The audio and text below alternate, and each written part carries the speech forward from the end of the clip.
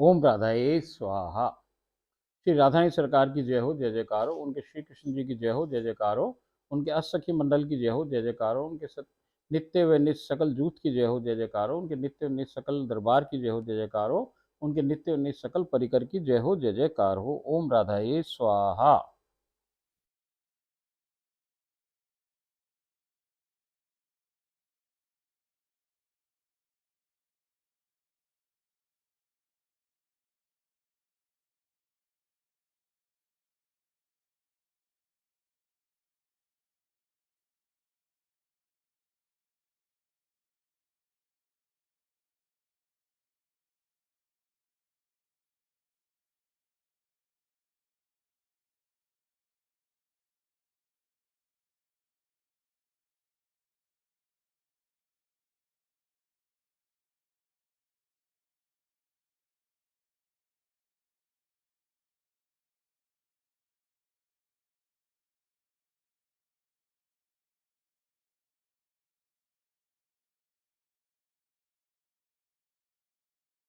ओम राधाए स्वाहा।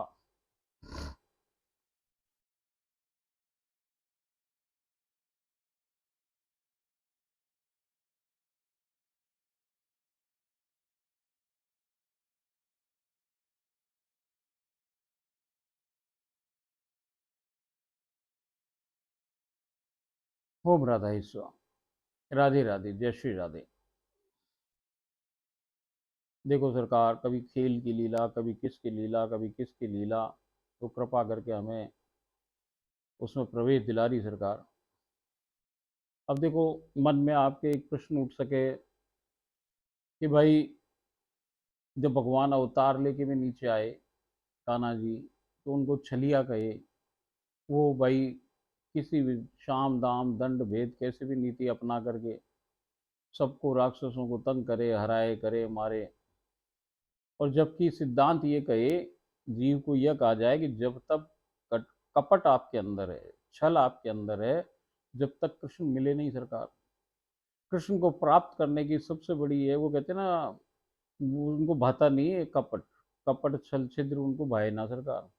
तो यहाँ तो वो खुद ही कर रहे हैं सरकार, और जीव से कह रहे हैं तुम मत करो, और हम हमारे को पास आना है तो तुमको सब छोड़ना पड़ेगा।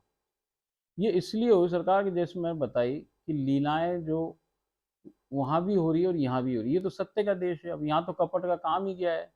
यहाँ कपट उपट कुछ हो ही नहीं सके सरकार। छल कपट का नित्य वृंदावन में, नित्य गोलोक में क्या लेना क्या देना? यहाँ कछु नहीं पॉसिबल है। ये तो सत्य का देश है। यहाँ तो झूठ चले ना सरकार, बेईमानी चले ना। यहाँ कोई बेईमानी की दुनिया थोड़ी है, तो सत्य की दुनिया है सरकार। मगर ऐसा क्यों हुए? अब यहाँ की दुनिया में वो जो लीलाएं दिखा रहे हैं सरकार, पहले अपन इधर की पहले उधर की दुनिया की बात करो, चलो संसार की। तो संसार में भी आप देखो सरकार, जो वो लीलाएं करें। मैं जैसे बताऊं कि यहाँ जो लीलाएं हो रही हैं कि सेक्स की लीला, जैसे मान लो भगवान का कोई सेक्स थोड़ी हुए। भगवान कोई सेक्स करने वाला थोड़ी है, ना वो पुरुष है ना कोई स्त्री है, कोई केली। मैं सेक्स वर्ड यूज नहीं करना चाहिए भगवान के लिए, मैं माफी मांगू। मगर आपको समझाने के लिए कहूँ मैं सरकार, ऐसे कि भाई केली जो कहें हम, कि भाई केली की लीलाएं हैं, काम की जो लीलाएं हैं, या क्रोध की जो लीलाएं हैं, मोह की जो लीलाएं हैं, ये कपट की जो लीलाएं हैं, ये भाई साहब छल की जो लीलाएं हैं, वो करी किस लिए जा रही है भगवान द्वारा? क्योंकि जब भगवान वो काम करे आपके आंखन के सामने, आप उन लीलाओं को जब देखो सरकार, तो आपके जो अंदर जो व्याप्त है ये विकार, ये उनकी लीला देखने भर से समाप्त हो जाए सरकार। तो कान्हा जी छलिया का भेष धर के यहाँ क्यों बता रहे हैं? वो इसलिए बता रहे हैं कि जो आप में छल छुपा हुआ है, आप में जो कपट लगा हुआ है, आपके अंदर जो ये सारी खराब चीजें जो विकार हैं, काम क्रोध लोभ मोह माया मत्सर ईर्ष्या, ये जो सब चीजों का नाश वो कैसे करें? अपनी लीला दिखा के नाश कर दे सरकार। वो जला दे, दिया सलाई लगा दे सरकार, उसको फूंक दे सरकार। जब एक आप उनकी लीलाएं ऐसी देखो, तो आप में वो भावना ही खत्म हो जाती है। ऐसे ही यहाँ भी हो रहा है। यहाँ भगवान उस रूप में है नहीं जिसको हम समझ रहे हैं कि जो लीलाएं विलाएं हो रही हैं।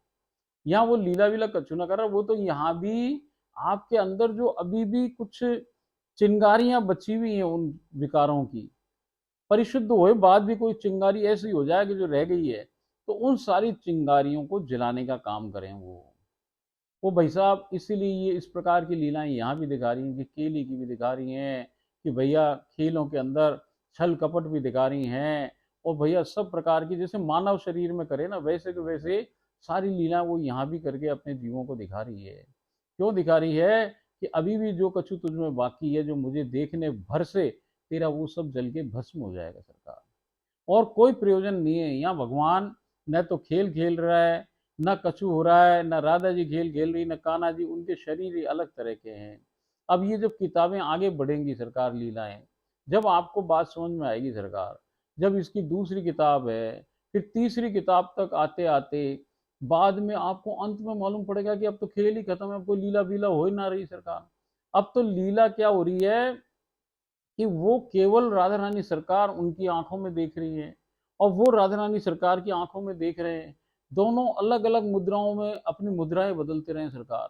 जैसे आप ब्रज के अंदर जाओ और रास लीलाएं देखो सरकार। रास लीलाओं की शुरुआत कैसे हो कि पहले तो वो लीलाएं बताएं भगवान की कर करके, जो उन्होंने अवतार लीला में करी वो सारी लीलाएं करें, फिर रास करें।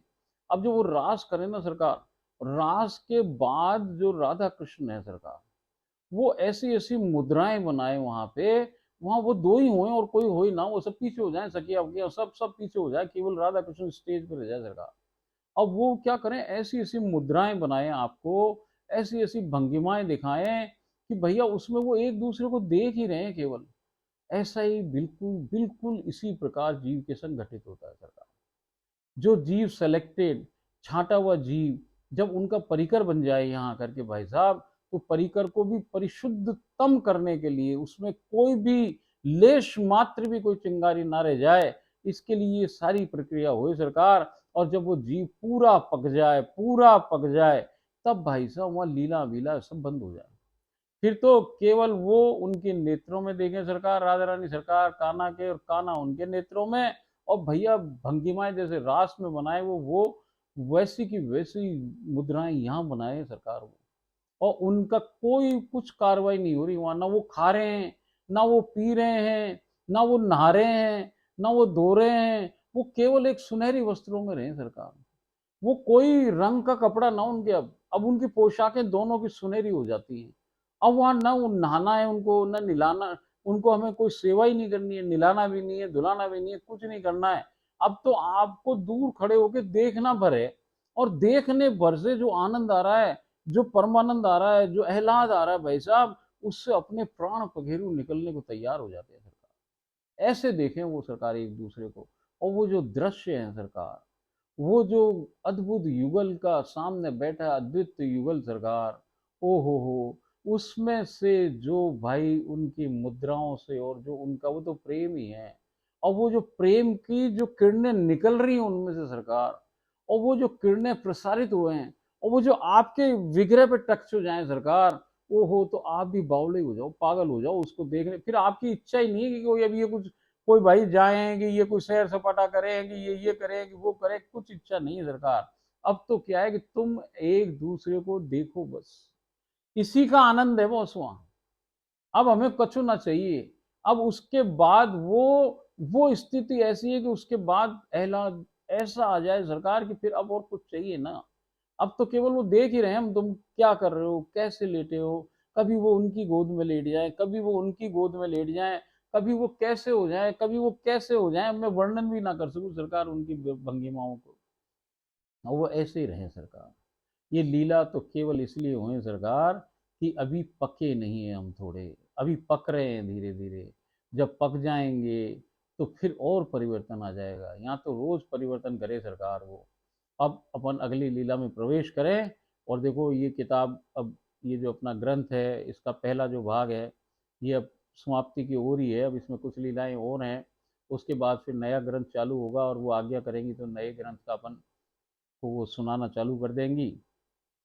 तब तक देखते हैं और इन लीलाओं को अपन प्रवेश प्राप्त करें इसमें।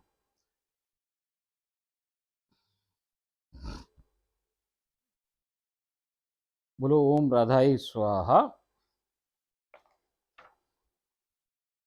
कल उन्होंने अपन को श्री लीला 134 में प्रवेश पास करवाया था। आज अपन श्री लीला 135 में प्रवेश कराए जा रहे हैं। आज श्री जी की मंगला प्रातः काल 7:45 पर हुई है। नित्य क्रियाकलाप के उपरांत आप श्री व उनके काना को बाल भोग पवा रही हूँ। तो अनोखी जोड़ी निकुंज बने हॉल में स्वर्णिम सुकोमल दुर्वा पर विराजित है। वहां अनेकानेक खग मृग व खरे आ गए हैं। एक गौ माता भी उपस्थित हैं और वो कह रही है भाई साहब कि यहाँ पे आज जो 7:45 पे तो उनकी प्रातःकाल मंगला हो गई है और भैया सुबह के इसने सब नित्य क्रिया करा दी है, भूल बाल भोग वगैरह सब पवा दिया है। अब ये वापस एक निकुंज में आ गई है जोड़ी और वहाँ अनेकानेक खग भी हैं, मृग भी हैं, खरे भी हैं और आज इसको एक गौ माता के भी दर्शन हो रहे हैं वहाँ पे। सुखदेव जी आपसी की थाली में ही बाल भोग पा रहे हैं, जबकि अन्य जीवों को सूक्ष्म ग्रास बनाकर श्री जी स्वयं अपने श्री हस्तकमलों से पवा रही हैं। अब जो बाल भोग पवा रही हैं, जो इसने वो निकुंज देखा है वहां पे इसको सब कुछ दिख रहे हैं। सुखदेव जी तो उनकी थाली के अंदर ही खा रहे हैं उनके संग। बाकी जो ये सारे जीव हैं, कोई खरा है कि कोई मृग है कि कोई ये गाय माता है, इनको वो छोटे छोटे से कौर बना करके स्वयं राधा रानी सरकार पवा रही हैं। दोपहर पुनः मुझे श्री लीला में प्रवेश प्राप्त हुआ है। आपसे उनके कान्हा एक अतिशय सुंदर दिव्य निकुंज में फूलों में लता पताकाओं से शानदार सुशोभित हिंडोलों पर विराजमान है। अब ये इसको फिर वापस प्रवेश प्राप्त हुआ और इसने देखा एक दिव्य निकुंज है, बहुत सुंदर अति सुंदर है। वहाँ लता पताकाओं से सुंदर सुंदर सुसज्जित हिंडोला है एक वहाँ पे, उस पर विराज गए हैं दोनों सखियां अजब गजब युगल को गोलाकार आकृति में घेर कर थाड़ी बही हैं। आपसी के कान्हा सुमधुर से भी अत्यधिक सुमधुर बांसुरी वादन प्रस्तुत कर रहे हैं। आपसी उनके श्री स्कंद पर अपने श्री शीर्ष को प्रेम पूर्वक धरे नैन मूंद कर बांसुरी की स्वर लहरियों में डूब रही हैं। अब वहां पे वो फिर आज बांसुरी बजा रहे सरकार और राधा रानी सरकार उनके कंधे पे सर रखे हुए हैं और उनने आंखें मूंद रखी हैं और बांसुरी की जो मधुर स्वर लहरियां आ रही हैं उसमें वो डूब गई हैं सरकार। अद्भुत युगल को घेर अनेकानेक शुक भी हैं, पिक भी हैं, सारिका भी हैं, मयूर भी हैं, खरे भी हैं। सांस रोक के बिल्कुल शांत भाव से बांसुरी वादन के परमानंद में रसास्वादन में तल्लीन हो रहे हैं सरकार। और जैसे कोई सांस भी रोक रखी हो, पिन ड्रॉप साइलेंस कहे ना, ऐसा कोई एक भी मतलब उनको ये लग रहा है कि हम सांस भी ना लें, इसकी भी कहीं धक धक ना आ जाए बाहर। ऐसे चुपचाप शांत होकर के सब लोग वो बांसुरी वादन का में मदहोश ही हो गए हैं, वो बेसुध हो गए हैं एक्चुअली। गावी समूह भी अपने कानों को ऊपर की ओर किए सुमधुर बांसुरी वादन के परमानंद का रसास्वादन कर प्रफुल्लित हो रहा है। और वो गायों का एक समूह है सरकार, उनने भी अपने जो कान है ना, कानों को ऊपर खड़े कर लिए हैं और वो भी सुन के भाई साहब हिल डुल भी ना रहे, पूछ मूछ भी ना हिला रही, वो बिल्कुल जैसे ऐसे एकदम स्तंभ जैसे खड़ी हुई हैं, स्तंभित होकर के, और कानों को ऊपर कर रखा है और उस बांसुरी का रसास्वादन वो भी कर रही है सरकार। आपसी काना सुमधुर से भी अत्यधिक सुमधुर बांसुरी वादन प्रस्तुत कर रहे हैं। आप ये तो हो गया ना, कानों को ऊपर की ओर किए सुमधुर बांसुरी वादन के परमानंद का रसास्वादन कर प्रफुल्लित हो रहा है। कौन? वो गायों का समूह। आपश्री ने हिंडोले से नीचे उतरकर स्वर्णिम सुकोमल दुर्वा पर विराजित हो सितार वादन करना प्रारंभ कर दिया। अब जैसे वो तो बांसुरी बजा रहे हैं, ये नीचे उतर गई हैं और वहां सितार एक आ गया इनके सम्मुख और ये सितार वादन प्रारंभ कर दिया है राधा रानी सरकार ने। उधर कान्हा जी बांसुरी बजा रहे हैं। सभी सखियां अन्य अन्यान्य प्रकार के वाद्य यंत्रों का वादन करने लगी और भाई साहब वो सारी सखियां भी आ गई हैं, उनके पास भी विभिन्न वो वाद्य यंत्र आ गए हैं और सब एक तरफ बैठ के ये अपने या वाद्य यंत्र बजा रहे हैं और सामने बांसुरी बज रही है सरकार कान्हा जी की और राधा रानी सरकार अपना सितार का वादन कर रही हैं। बांसुरी की ताल में सब अपने अपने वाद्यों से सुर मिलाकर स्वर लहरियों के चरमोत्कर्ष का सृजन कर रहे हैं। जाने कौन कौन सी अनजानी अनसुनी राग रागनियां उत्पन्न कर प्रवेश को मदमस्त व मदहोश बना रहे हैं सरकार। अब वो राग रागनियां ऐसी है सरकार की, संसार में तो अवस्थित है ही ना वो। जाने कौन सी अनजानी राग रागनियां है सरकार, वो अनजानी है, अनसुनी है, उनका कोई जिक्र कोई मतलब ही नहीं है संसार से। वो को अजब अनोखी कोई रीति रीति से भाई साहब बज रहे हैं स्वर, और वो ऐसे हैं कि वो पूरा शरीर के रोंगटे खड़े हो गए सरकार और पूरा आपका अंदर तक का आप हिल गए हो और आपका जो चित्त और मन, वो जो आपका विवेक ऐसा हो रहा है, सरकार पूरा आपका अंतर्चिंतित दे कि भाई साहब वो हिल रही है, इतनी ज्यादा उसमें वो वैसे जो स्वर लहरियां निकल रही हैं उसका प्रभाव पड़ रहा है सरकार। और भाई फव्वारे के जैसे आंसू निकले फिर उसमें।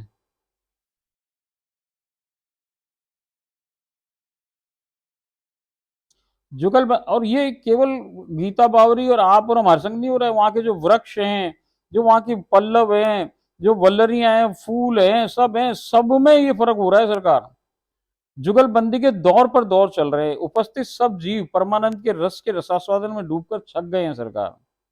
संगीत में विराम आ गया है और सब जीव अपनी अपनी वाणी का पुरजोर उजागर कर प्रसन्नता की चरमोत्कर्ष तृप्ति का अपने अपने प्रकार से सर्वश्रेष्ठ नृत्य कर प्रदर्शन कर रहे हैं। और वो भाई साहब फिर नाचने लग गए जैसे ही वो विश्व इसमें संगीत में विराम आ गया है। जो दृश्य मेरे सम्मुख उपस्थित है वो बयान की सीमा से परे है, वर्णनातीत है सरकार, उसका कोई वर्णन नहीं हो सकता है। आपसी के कान्हा भी अचानक निकुंज में विराजित आपसी के समीप आकर विराज गए हैं। आपसी के श्री केश राशि को बेहतरीन विन्यास कर एक वेणी का निर्माण किया। आज उन्होंने उनकी केश राशि से एक चोटी बना दी है, एक वेणी बना दी है। आपसी के कान्हा ने वेणी को भांति भांति के सुंदरतम परम सुरभित पुष्पों में गजरों से अनुपम सुंदराति सुंदर सुसज्जित व वेणी में चार चांद लगा दिए हैं। अब वो उन्होंने इतने बढ़िया तरीके से सजाया फूलों से, और वो छांटे हुए फूल हैं सरकार, सुरभित हैं, और बड़े बड़े ऐसे बढ़िया सुंदर अतिशय अतिशय सुंदर पुष्पों से उसको सजा दिया है।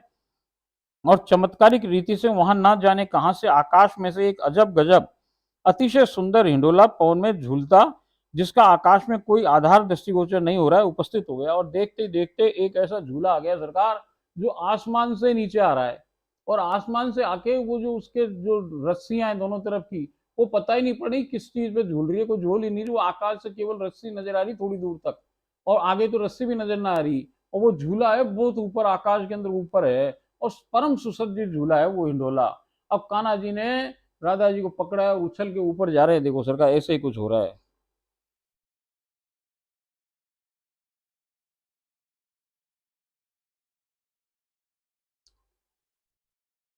जो निकुंज से बहुत ऊंचाई पर अवस्थित है वो हिंडोला, आपसी के कान्हा ने आपसी को उठा हवा में छलांग लगा उस पर विराजमान करवा दिया। आपसी को तो बिठा दिया उन्होंने जाके। और आपसी के कान्हा आपसी को कभी पार्श्व से कभी सम्मुख बिना किसी आधार हवा में ही खड़े होकर झोंटे दे रहे। और भाई साहब कान्हा जी भी वो आकाश में ऐसे खड़े भये, और वो खड़े हो गए झूले के पीछे, फिर वो भाई साहब उसको झोंटे दे रहे हैं। राधा रानी सरकार उस पर विराजित है, उन पर झोंटे दे रहे हैं कान्हा जी आसमान में ही खड़े होके। और वो झूला भी कैसा है जिसका आसमान में कोई ऊपर कोई वो ही नहीं है, किसके आधार पे है वो कोई पता ना सरकार, केवल रस्सियां हैं, वो फूलों की लड़ियां दिख रही हैं, उस पर वो झूला लटका पड़ा है। वो ऊपर लड़ियां भी थोड़ी दूर ही जा रही हैं, ऊपर तो कछु ना है, केवल आकाश ही है, आकाश में ही हो रहा है। और वो खुद भी आकाश में खड़े होकर झोटे लगा रहे हैं सरकार। बहुत समयाई तक ये झूलन क्रीड़ा संपन्न होती रही है। अनायास ही आपसी छलांग लगाकर आपसी के कान्हा की श्री बाहों में आ समाई है। और भाई साहब देखते ही देखते कान्हा जी की गोद में जाके कूद गई राधा रानी सरकार। तो आपसी के कान्हा ने आपसी को गोद में उठाए हुए ही छलांग लगा दी, और उन्होंने आकाश से छलांग लगा दी नीचे, और उनको गोद में उठा रखा है राधा रानी को। और वो महल के जो अलिंद है वहां पर आकर के खड़े हो गए सरकार, और श्री लीला में विराम आ गया। आज श्री जी बैंजनी रंग की पोशाक व उनके जितने श्री अंग हैं उस पर बैंजनी रत्न मणियों से जड़ित स्वर्ण निर्मित आभूषणों को धारण कर परम से भी परम सुसज्जित हुई हैं। करीबन 5:45 संध्या को शयनोपरांत हाल में जो निकुंज में परिवर्तित है, स्वर्णिम सुकोमल दूर्वा पर अपने कान्हा के श्री आंचल में अपने श्री शीश को धरकर पौड़ी बही हैं। और भाई साहब ये शाम को आई है वापस, और फिर ये निकुंज में परिवर्तित हो गया है वो जगह, और वहां पे ये दुर्वा पे बैठी हुई हैं, और कान्हा जी वहां बैठे हुए हैं, और ये उनकी गोद के अंदर लेटी हुई हैं। अब वो कह रही है कि जय जय ने फोन पर बरसाना से आपसे से वार्ता की है। अब देखो सरकार, और हम बरसाना बैठे वहां से फोन पे कह रहे हैं राधा रानी सरकार से वार्ता हो रही है, कैसे हो रही है, फोन पे हो रही है सरकार। अब विलक्षण बात है ये, वो फोन पे बात कर सके राधा रानी सरकार। अब बात तो हम वहाँ फोन पे कर रहे हैं, मगर इसको हम फोन पे बात करते नजर ना आ रहे। ये देख रही है कि राधा रानी सरकार के सम्मुख ही हैं दोनों, प्रियादासी जोड़ी नंबर 1 और 2, वही खड़े होकर आपस में बात कर रहे हैं, निकुंज में आ गए हम, फोन पे बात हो रही है, मगर भाई साहब उसको दृश्यमान ये हो रहा है कि हम वहीं खड़े हुए हैं।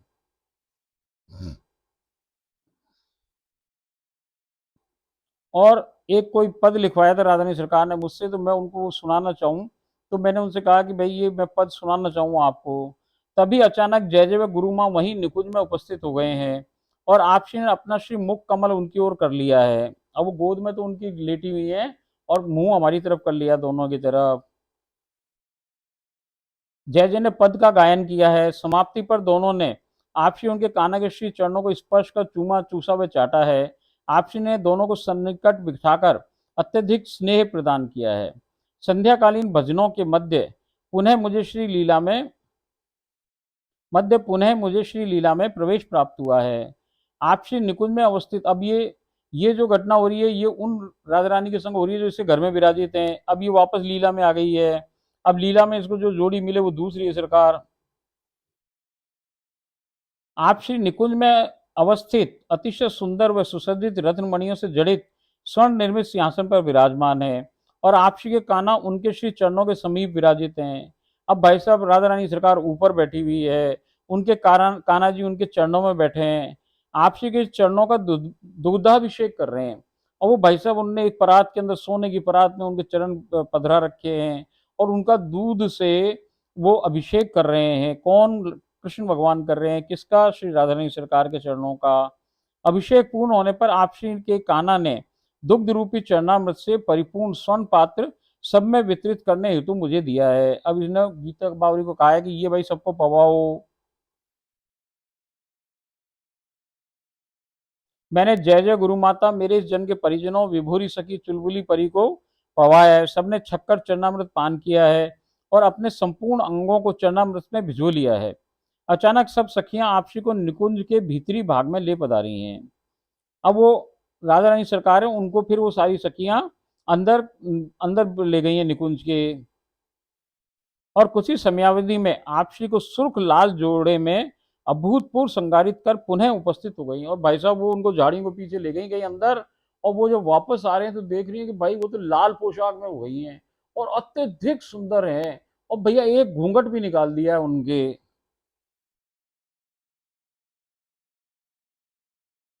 और वो कह रही हैं, अचानक सब सखियां आपसी को निकुंज के भीतरी भाग में ले पधारी हैं, और कुछ ही समयावधि में आपसी को सुर्ख लाल जोड़े में अभूतपूर्व श्रृंगारित कर वहां पुनः उपस्थित हो गई हैं। परंतु शरारत हेतु आपसी के श्री मुख कमल को लंबे से अवगुंठन में आच्छादित कर रखा है। अब घूंघट पहना रखा है भाई साहब लंबा सा उनके, जिससे काना देख न सके उन्हें, जिसके काजे आपसी के काना आपसी का श्री मुख कमल निहार नहीं पाए। आपसी को उन्होंने एक अन्य सिंहासन पर विराजित करा दिया है, और सबने उन्हें घेर कर दुराकर छुपा लिया है। अब भाई साहब वो उन कान्हा जी दूसरे सिंहासन में बैठे हुए, अभी इनको अलग बिठा दिया है और उनको छुपा लिया है वहां पे। आपसी के कान्हा सखियों से आपसी के श्री मुख कमल के दर्शन की अनुनय विनय कर रहे हैं, हट कर रहे हैं। वो कह रहे हैं भाई हमको इनका मुंह दिखाओ, हमको इनका मुख दिखाओ। वो हट भी कर रहे हैं, परंतु सखियां हैं कि मान ही नहीं रही हैं सरकार।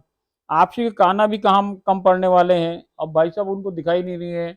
मैं बताऊं कि भाई सखियों की इतनी चले, वहां सहचरियों की चले सखियों की, कहा कि कान्हा चाहे तो भी नहीं आ सके सरकार। वो कहें कि रास्ता रोक लें तो भाई राजा रानी सरकार तक कान्हा ही नहीं पहुंच सकता है। और लोग की तो छोड़ो, क्या बिसात है, हवा भी ना जा सके, प्रकाश भी ना जा सके, कछु ना घुस सके उन सखियों के बिना सरकार। जब तक सखियां राजी ना हो तो कान्हा क्या कर रहा है, उनको मना रहा है, भैया हट कर रहा है कि भैया छोड़ो, जाने दो, दिखा दो, मेरे को मुख दिखा दो। अतिशय सुंदर लग रही है तुम्हारी ये राधा रानी सरकार, हम इनको मुख कमल देख वो चाहे, मगर भाई कहाँ दिखा रही है वो। अब उन्होंने अपनी तरतीब, वो तो भाई वो तो चतुर आदमी, अब देखो क्या खेल खेल रहे हैं।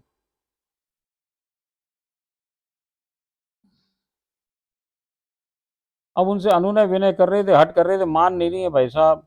आपसी ये काना भी कहाँ कम पड़ने वाले हैं, वो तो परम से भी परम जगत छलिया जो ठहरे। तुरंत ही अपने श्री विग्रह को अति सूक्ष्म कर सखियों के श्री चरणों के मध्य से सखियों का घेरा पार कर आपसी के सम्मुख अपने स्वाभाविक स्वरूप में स्थित होकर खड़े हो गए हैं। अब भाई साहब उन्होंने चालाकी ये करी कि बिल्कुल छोटे से हो गए, कि छोटे जो कीट हो ना ऐसे बन गए, छोटे से 1 इंच के ही, 1 डेढ़ इंच के बनकर के सरकार वो उनके सखियों के घेरे के बीच में जहाँ जगह उसमें घुस के और वो घेरे को पार करके राधा रानी सरकार के सामने पहुंच गई और अपना पूरा रूप ले लिया सरकार वापस। और अब वहां सखियों के आगे बिल्कुल सम्मुख उनके खड़े हुए जाकर के राधा रानी के। अब सखियां उनके पीछे हो गई है घेरा बना करके।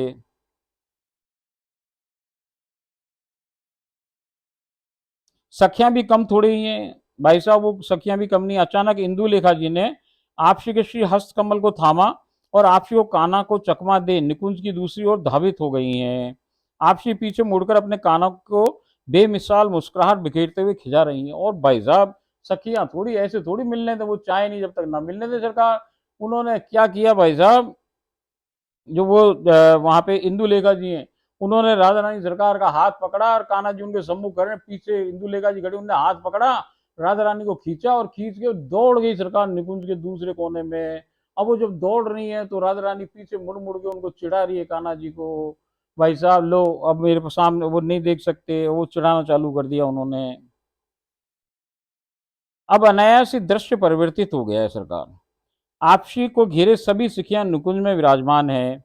सब हंसी ठिठोली कर रहे हैं। ललिता जी कुछ दूरी पर सुंदर पुष्पों को चुन चुन कर उतार रही हैं। सरकार वहां सब हंसी ठिठोली कर रहे हैं और ललिता जी कुछ दूरी पर पेड़ों से सुंदर पुष्पों को उतार रही हैं। वहां आपसी के काना नहीं है। अचानक मुझे ना जाने कहां से और किससे आदेश प्राप्त हुआ। अचानक ये कह रही मेरे आवाज आई, कोई आदेश प्राप्त हो रहा है मुझे। अब वो न राधा रानी का नहीं है, सखियों का भी नहीं है, न कान्हा जी का, कोई आवाज आ रही है इसको अलग। और वो कह रही है आवाज कि चित्रा जी को अन्य सखियों से दूर करो। मैं चित्रा जी के निकट गई और कुछ काम के बहाने से वहां से दूर ले आई हूँ।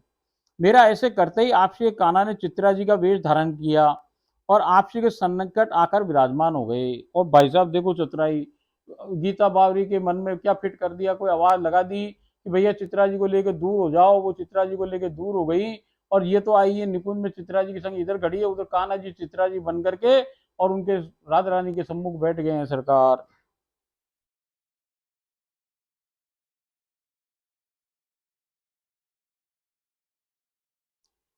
आपसी को अपनी सुरक्षा घेरे में ले सखियां निश्चिंत है। सखियां सोच रही वाह बिल्कुल हमारे लिए सुरक्षित है, कान्हा है ना यहाँ, और हमने हमारी महारानी को बिल्कुल सुरक्षित रख रखा है। परंतु इस सत्य से अनभिज्ञ है कि चित्रा जी के छद्म वेश में बहरूपिया बने आपसी के कान्हा उन्हीं के मध्य विराजमान है। देखो सरकार चतुराई। अब वो भाई खुद ही वो सखियां सोच रही है कि देखो हमने घेर रखा है, कान्हा दूर है। अब वो चाहे जब तक कान्हा आ नहीं सके वहां, मगर कान्हा कितने चतुर, उन्होंने गीता बौरी संग चित्रा जी को भेज दिया है। अब वो भाई साहब चित्रा जी बने, वो कान्हा जी वहां बैठे हुए हैं। अब सखियों को मालूम ही नहीं है कि ये कान्हा जी बैठा हुआ चित्रा जी बना हुआ, तो ये तो खुद ही सामने ही है, जिससे बचा रहे हैं वो खुद ही है, इनके सामने ही बैठा हुआ है।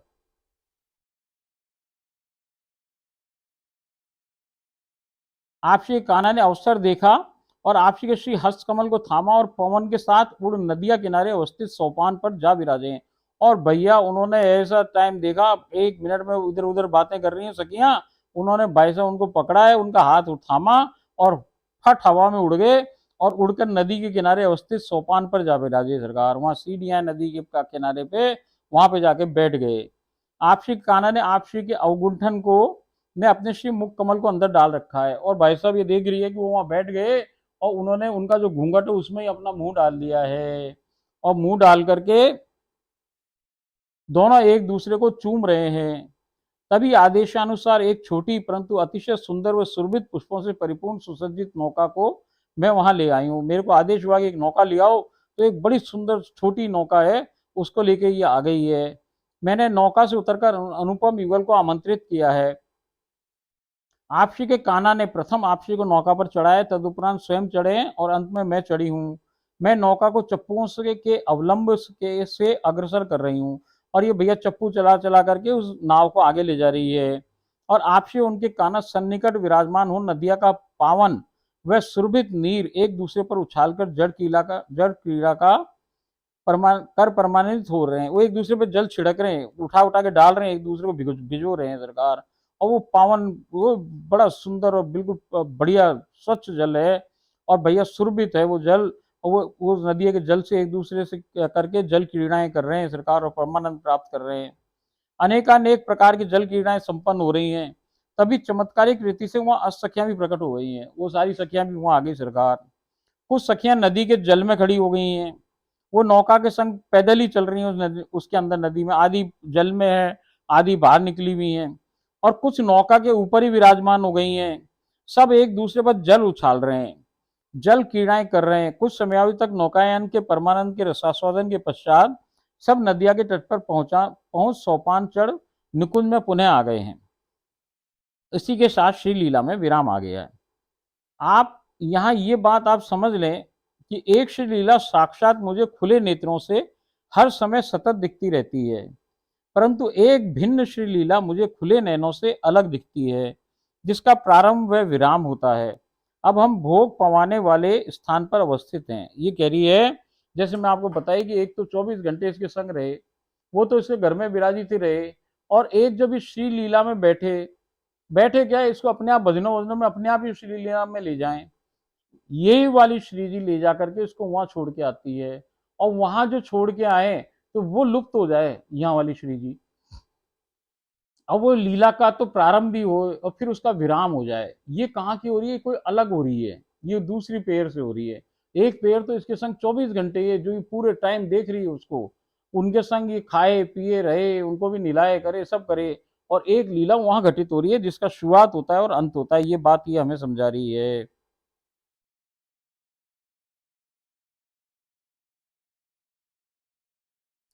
अब हम भोग पवाने वाले स्थान पर अवस्थित हैं।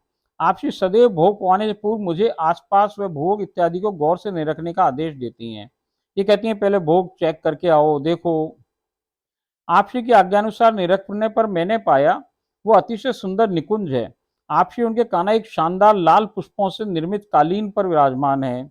सम्मुख एक रत्न मणियों से जड़ित स्वर्ण निर्मित चौकी है, जो कि पीले पुष्पों से बेहतरीन रीति से सुसज्जित है, जिस पर एक बड़ा सा सुंदर अलंकृत वे विभिन्न रंगों की रत्नमणियों से जड़ित स्वर्ण थाल है, जिसमें अनेकानेक छोटी बड़ी रंग बिरंगी रत्नमणियों से जड़ित स्वर्ण कटोरियां सुसज्जित हैं, जिसमें भांति भांति के अद्भुत व परम स्वादिष्ट व्यंजन शोभायमान हो रहे हैं।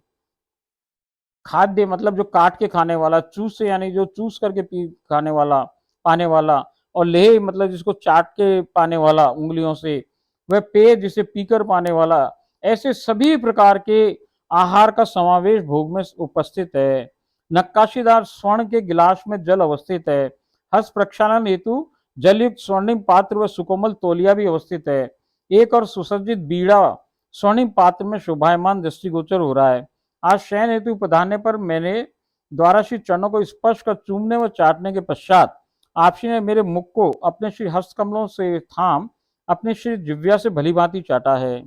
अब जब ये शयन पे गई तो इसने जब उनके चरणों को चूसा वगैरह है, तो इसके मुख को उन्होंने अपने हाथों में ले लिया श्री हस्तकमलों में लेकर के, और जिव्या से पूरे मुख को वापस चाटा है आज। अन्य दिवसों के विपरीत ऐसी प्रक्रिया के पश्चात आज मुझे उतनी कमजोरी का अनुभव नहीं हुआ है जैसा हर बार होता है। और जब वो चाटे ना सरकार, उसके बाद इसमें जैसे कोई बॉडी में से प्राण ही निकल जाए, ऐसी स्थिति हो जाए इसकी। मगर वो कह रही है कि आज मेरे संग ऐसा कुछ घटित ना हो रहा है, जबकि वैसी की वैसी प्रक्रिया करी है आज भी इसके संग उन्होंने। इसने पूछ लिया कि सरकार आज मेरे को कोई फर्क ना पड़ा जो आपने ऐसा किया। पूछने पर आपसी ने अवगत कराया कि तू अब बहुत सीमा तक इन सब के लिए परिपक्व हो चुकी है, अतः आज तुझे अधिक अधिक असर नहीं हुआ है। आपसी अपने कान्हा के साथ शयन को प्राप्त हो गई हैं, और ये वापस उधर से आ गई है। ओम राधाई स्वाहा। इस प्रकार इस लीला में भी विराम आ गया है। देखो सरकार, भांति भांति की लीलाएं हो रही हैं, उनके अलग अलग प्रकार के रूप दिखा रहे हैं, अलग अलग प्रकार की बातें बता रहे हैं, स्वर लहरियां दिखा रहे हैं, संगीत दिखा रहे हैं। भैया एक संगीत तो अपन यहाँ देखें, एक वहाँ को, अरे सरकार यहाँ और वहाँ में तो ऐसो अंतर की क्या बताएं। अब यहाँ की तो हर चीज़ ही बिल्कुल छोटी सी, जैसे मतलब रसहीन है बिल्कुल, जिसको आप कहोगे भाई बहुत ज़्यादा रसीली चीज़ है, इसमें बड़ा आनंद है, और भाई यहाँ किसी चीज़ में कोई आनंद नहीं है। आनंद का तो नाम ही दे रहे हैं अपन, आनंद वानंद यहाँ कछु है ही नहीं, अवस्थित ही नहीं है, जिसका यहाँ पे अस्तित्व ही नहीं है उसको हम सुख मान रहे हैं, उसको हम आनंद मान रहे हैं, बड़े प्रसन्न हो रहे हैं। अरे भाई आनंद वानंद तो यहाँ अवस्थित ही नहीं है, उसका तो इस स्थान ही दूसरा है सरकार। जब आप नित्य वृंदावन और नित्य गोलोक में जाओ, तब देखो कि आनंद किसे कहें, आनंद के बाद भी परमानंद किसे कहें, और परमानंद की चरम तरम सीमा, एलाद किसको कहें सरकार, ये सब उधर का विषय है, यहाँ का है ही नहीं। तो यहाँ का जीव वैसा ही है जैसे सरकार वो मेंढक गिर जाए कोई समुद्र का आके कुएं में और उससे कहे भाई साहब, तो हुए वाला कि तुम कहाँ से आए, कि हम समुद्र से आए सरकार। तो वो कहिए, पहले भी सुनाई मैं उदाहरण बहुत सारे सुनाए, ये उदाहरण ब्रज में बड़ा प्रचलित सरकार। तो वो ये कहेंगे सरकार कि मैं समुद्र से आया, वो जाने नहीं समुद्र, तो वो कहे कि अरे भाई वो 5 7 10 चक्कर लगाए, बोले इतना बड़ा, बोले नहीं भैया तू जन्म जन्मांतर तक इसमें तेरे चक्कर लगाता रहे मगर तू समुद्र को नहीं जान सकता। ऐसे ही भैया यहाँ के जनता को, यहाँ के पब्लिक को, इस संसार के निवासियों को, माया के प्राणियों को कैसे भी समझा लो, इनको नहीं समझ में आ सकता कि सरकार नित्य वृंदावन में क्या है, नित्य गोलोक में क्या है सरकार, वहाँ की कैसी स्थिति है। वो तो भैया अनुभव का विषय है। जब किसी को अनुभव हो तभी वो जान सके कि सरकार वहाँ की दुनिया कौन सी है। वो अजब अनोखी निराली रहस्यमय चमत्कारिक दुनिया है सरकार। और वो जो जोड़ी है सरकार, वो अद्वितीय है, ऐसी है कि भैया जिसको वो कुछ करे या ना करे, उसको देखने भर से इतना आनंद आ जाए, ऐसा आ जाए कि आंसुओं के फव्वारे निकले, झरने बन जाएं सरकार। और यहाँ भाई कोई भी चीज कुछ नहीं है, बस उनको देखने का ही आनंद है सरकार। बोलो ओम राधाई स्वा। कल हम फिर दूसरी लीला में प्रवेश करें। कल तक के लिए आप इन लीलाओं में प्रवेश रहो, सा प्रवेशरत रहो, इन लीलाओं का रसास्वादन लेते रहो। ओम राधाई स्वाहा।